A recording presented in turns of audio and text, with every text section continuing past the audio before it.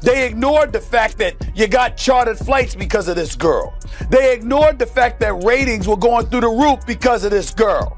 Instead, they resented it because they said, yo, we were doing stuff long before Caitlin Clark got here, and y'all wasn't paying attention then. But now the young white girl comes along and y'all want to sit up there and shower all of this praise and all of this attention that was earned before she ever came along. The resentment is understandable, but it's not about Caitlin Clark. It's about what she represents. My point is, grow up. They ignored the fact that Caitlin Clark brought in chartered flights. They ignored the fact that ratings were skyrocketing because of her. Instead of celebrating it, some players resented it, saying, "We were doing this long before Caitlin arrived, and nobody paid attention then." Now the young white girl shows up and she gets all the shine. That resentment may feel understandable, but let's find out what the rest of the WNBA is going to do in terms of popularity. Yep. You've been saying up and down that, whether tacitly or directly, that, she's getting too much shine, even though we respect and what have you. We deserve our shine. Well, now's a perfect opportunity for you to prove that. If not, acknowledge her impact on the financial aspects that she brings to the table, adopt the mentality that a rising tide lifts all boats, and learn to have an elevated level of appreciation for what she has brought to the game and assist her in making the league even more profitable.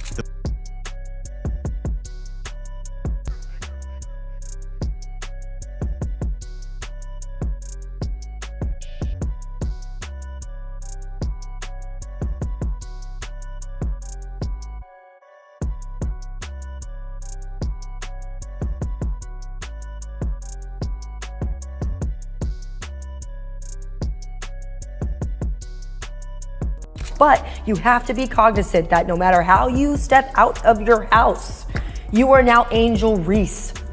And you will always be picked apart, unfortunately. She knows this social media. She is not dumb. She's quite a brilliant young lady.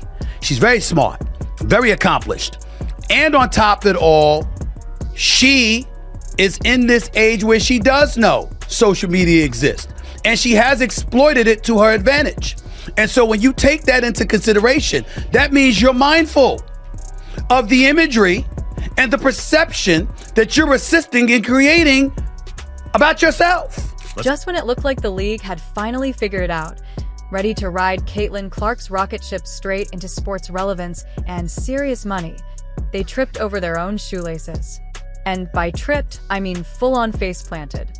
Because Caitlin Clark, the league's one-woman ratings machine, the only player spinning those turnstiles, is now sidelined for the rest of the season. The meltdown was instant. Fans furious. Talk shows in a frenzy. And Stephen A. Unfortunately, though, the celebration in the WNBA, it was cut short yesterday afternoon as WNBA players learned the harsh lesson: be careful what you wish for. Headline at the New York Post: Caitlin Clark sidelined with Indiana Felines announcing shock injury. Keyword: shock. This injury was shocking, but not for reasons that you may think. Stephen A. didn't hold back. He called out the WNBA bullies, Commissioner Kathy Engelbert and Angel Reese, who, true to form, is out here faking a back injury like it's part of her brand strategy. But here's the message he delivered. If you've been saying Clark's spotlight is too bright, this is your chance. Now is the moment to prove that you can carry the shine, or admit what we all know: Caitlin Clark is the one keeping the league alive.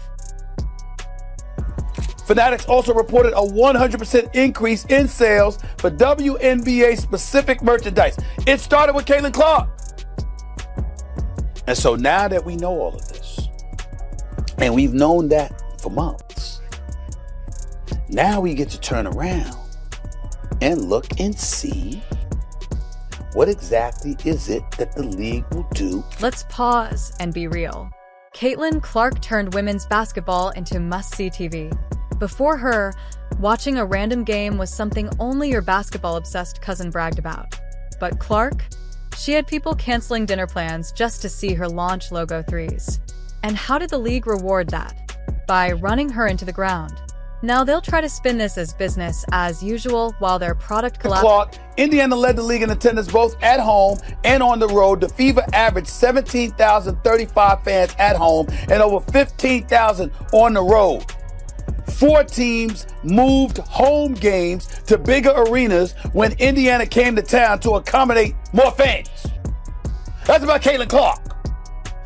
How do we know this? Attendance for the entire league was up nearly 50% last year. According to data from across the timeline, and Indiana led all teams with an average attendance of 17,035. That was up 319% from the year earlier. Stephen A. has been sounding the alarm for months. He's seen legends like Cheryl Swoops throwing shade. Look at the receipts. Clark's debut against the Sky pulled 2.7 million viewers, the most watched WNBA game ever on ESPN. That wasn't a fluke, it was a coronation. A generational player had arrived, and she brought millions of fans with her. But instead of celebrating, protecting, and building around her, the league treated her like business, as usual. That's pure incompetence, and now they're paying for it. We'll find out. We don't know yet, but I'm going to be really, really interested in seeing, Molly, what kind of effect this has on the WNBA's ratings, because if for some reason there is a precipitous drop-off, then everybody needs to stand down and recognize the fact that the speculation or the assertions and assumptions about her being the golden goose is validated. The injury headline hit like a bomb. Caitlin Clark sidelined, shock injury. And the key word there? Shock. Fans couldn't believe it. But the first person to absolutely lose it was Stephen A. Smith. He didn't just comment, he erupted. He ripped into the refs, the league, and the jealous players who had been throwing elbows at Clark since day one. Finally, someone said out loud what everyone else was whispering. You asked me about Caitlin. If you're going to break a record, to me, if it's legitimate, you have to break that record in the same amount of time that that player set it. Okay. Right? So if Kelsey Plum set that record in 4 years, well, Caitlin should have broke that record in 4 years. But because there's a COVID year and then there's another year, you know what I mean? So she's already had an extra year to break that record. So is it truly a broken record? The numbers don't lie, and Stephen A. knows it. Thanks to Clark, Indiana led the league in attendance both at home and on the road. The Fever averaged over 17,000 fans at home and more than 15,000 on the road. For different teams, even moved games to bigger arenas when Indiana came to town. Attendance for the league overall was up nearly 50%. Indiana leading with a 319% jump.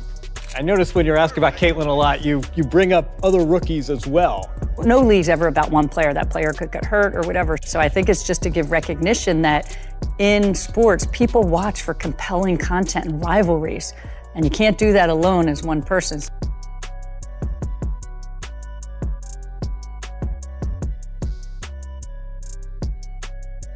Here's the bottom line. Caitlin Clark isn't just a star in the league. She is the league. Without her, women's basketball slips back into irrelevance.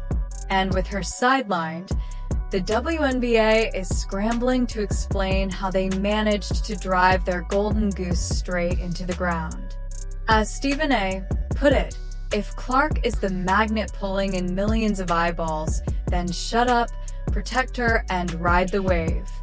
Otherwise, don't cash the checks her greatness earned for you. Thanks for watching. Stay tuned with our channel, like, follow, and share. Became the first rookie with at least 25 points, 5 assists, and 5 rebounds in a playoff game. That was Caitlin Clark. Became the 4th different rookie to play all 40 minutes in a playoff game. That was her. I'm looking at other things. 6 different league television partners. This is last year. This is last season, because this is Caitlin Clark that we're talking about. 6 different league television partners set viewership records that year, her rookie year, for its highest viewed WNBA game. Do you know every one of those games included the Indiana